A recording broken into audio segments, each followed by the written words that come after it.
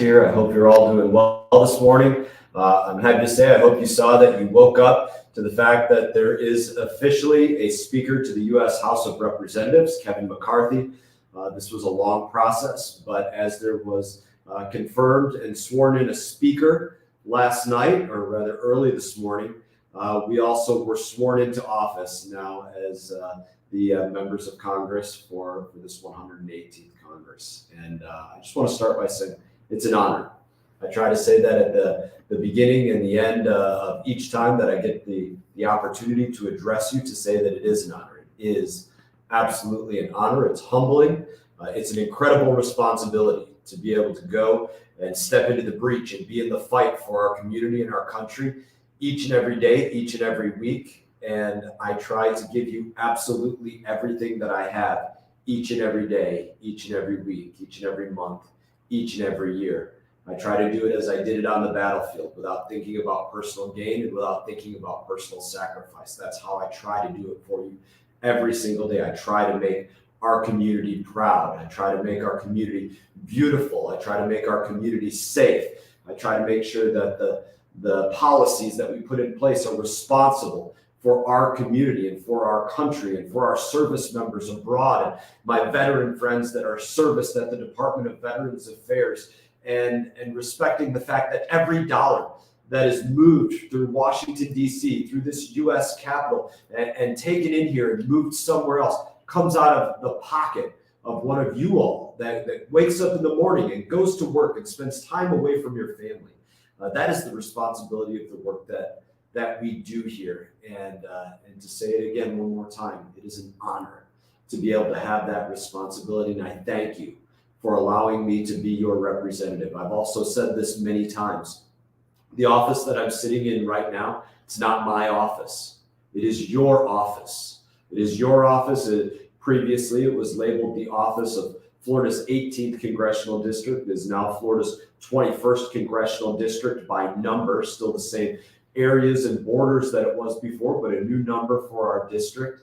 And this is your office. I just have the honor of sitting in it for a period of time and being the steward of hopefully good policy for our country and for our community. I want to talk to you this morning about what we do going forward, what the Speaker of the House, Kevin McCarthy, spoke about last night, promised to deliver for America, to Americans, through the House of Representatives. I will caution this by saying, because we deliver something through the House of Representatives, that does not mean that it gets delivered through the United States Senate, and it does not mean that President Biden signs that into law. But for our part, for our role in our government, in this process that we have of a divided government that allows for an accountability with different roles in the House and the Senate and the executive branch and the judicial branch, that division, we will deliver for the American people. And what will we deliver on? What is it that the Speaker promised to deliver on? There are a number of things that are affecting our country, from not having common sense energy policies that make sense for America and make sense for our resources between the Atlantic and the Pacific. We're going to work to change that, to make sure that we have policy that makes sense for energy, for Americans, so that the cost of living for you all can come down. The cost to travel to work, or travel on a vacation, or travel to the grocery store to drop your kids at school, the cost to make that travel can come down because there's common sense energy policy. The cost to heat your home or to cool your home can come down. That's something that we can affect here in the House of Representatives. The cost to get the goods from manufacturing or from production or from agriculture and farming and get those goods to market can come down so that it's cheaper for you when you go to the grocery store to get what you need to feed your family. That's something that we can affect the change on. To look at what's going on with the debt that hangs over our country and the way that affects every bit of policy that we deal with here in Washington, D.C., it cannot be ignored. That's something that we are going to address. The debt, the wasteful spending that has taken place, not just to make sure that we don't participate in wasteful spending, but to work from this moment moving forward to claw back wasteful spending that has been put out there in the months and years past. Just prior to this swearing in, there was a $1.7 trillion spending package that was loaded with wasteful spending to go to other countries, to accomplish border security for their borders, very literally. That was the language of the bill text. Border security for these other countries. When we in our own country are not funding and supporting our own border patrol agents, securing our own border. That's something that will also be addressed. Securing the border of the United States of America. Making sure that our immigration policy is something that is adhered to, that our laws are not broken, that we do support those border patrol agents, and we support our law enforcement officers across this country. That's policy that we will be working on here in Washington, D.C. It's something that's not happening right now. It's something that we will be working to change. I sit on the Foreign Affairs Committee.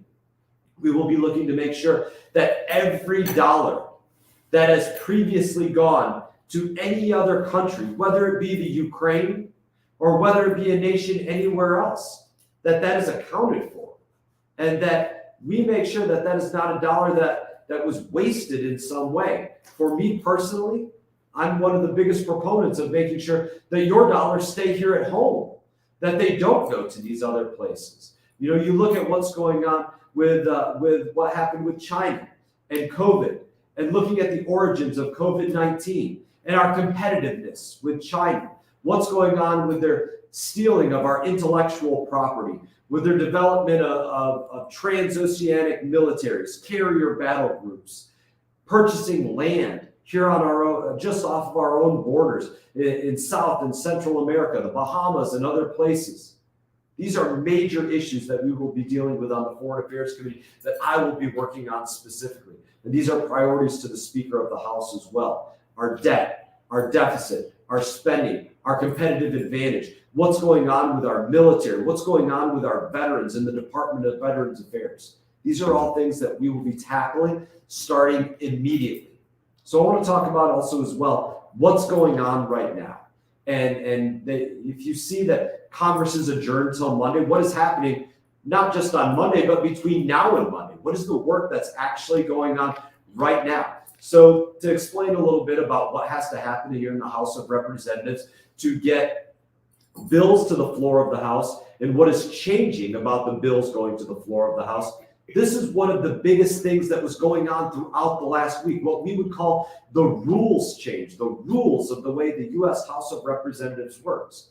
Under Speaker Pelosi and under previous speakers of the House, Republicans and Democrats, whether that be Speaker of the House Paul Ryan or John Boehner or others, there have been rules here that have prevented rank and file members of Congress from having a true ability to participate in the process. There have been rules here that have allowed for a bill that is supposed to be related to national defense to have things attached to that, like something on shark fins or something totally else unrelated to that. That is going to change. That is a rule that is being put forward, that there will be single issue germaneness bills. That is how they will take place. So when you see a bill on border security, it will only be about border security. When you see a bill on the United States military, it will only be about the United States military. When you see a bill about the IRS or us clawing back and repealing the 87,000 new IRS workers, it will only be about repealing the new 87,000 new IRS workers. Germaneness is something that we will be working on. When you hear about the fact that there's a bill introduced in the dark of night and we have to vote on that just a couple hours later, in the wee hours of the morning, that's something that is no longer going to take place. There's going to be a minimum of 72 hours notice for every bill that moves to the floor of the House of Representatives, so that everybody does have the time to go out there and actually read the legislation, make sure that they know what they're voting on. There's an amendment process where previously members were not allowed to go out there and have offering of amendments to every piece of legislation so that we can represent our districts in the way that we were elected to represent. That is going to change, where every member will have the opportunity to actually put forward amendments and get up and down votes on those amendments so that we can represent our country the way that our founders designed this place to have the people represented. That is going to change. These are things that are going to change. Now, between now and Monday, you are going to have the majority Republicans and the minority Democrats working on the ratios of individuals that are on each and every committee: Ways and Means, Energy and Commerce, Foreign Affairs, Transportation and Infrastructure, Education and Labor, Transportation, I already mentioned transportation, but technology and science, space, you name the committees that are out there. Those ratios for the amount of members on each and every one of those, that's something that's going to be looked at in each of these hours moving forward. So you look at something else that's going to take place.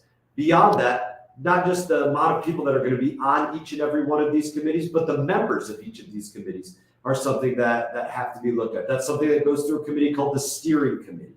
So the Steering Committee is going to be getting together, working and saying, who wants to be on the Ways and Means Committee? Who wants to be on the Energy and Commerce Committee? Those are the individuals that are competing for this. Let's figure out which ones are going to be placed on it and populate those committees. Because one of the changes that's going to take place is that every bill is going to go through what we call regular order. Regular order meaning it's not just going to be something that Speaker Pelosi drops into a bill without getting the approval of all members of Congress and getting real debate on it because it's gone through committee. That's not how she operated. We are going to be different.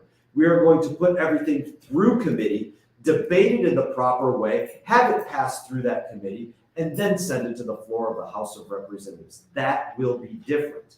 So it has to have those committees that are populated in order to do that. So that's a little bit about what's going on between now and Monday when the House of Representatives reconvenes from being adjourned from early this morning. That is the work that's going on right now. The first bill that will move forward as we reconvene will be the repealing of those 87,000 new IRS workers. So in that, I will say one more time, it is an absolute honor to be your representative.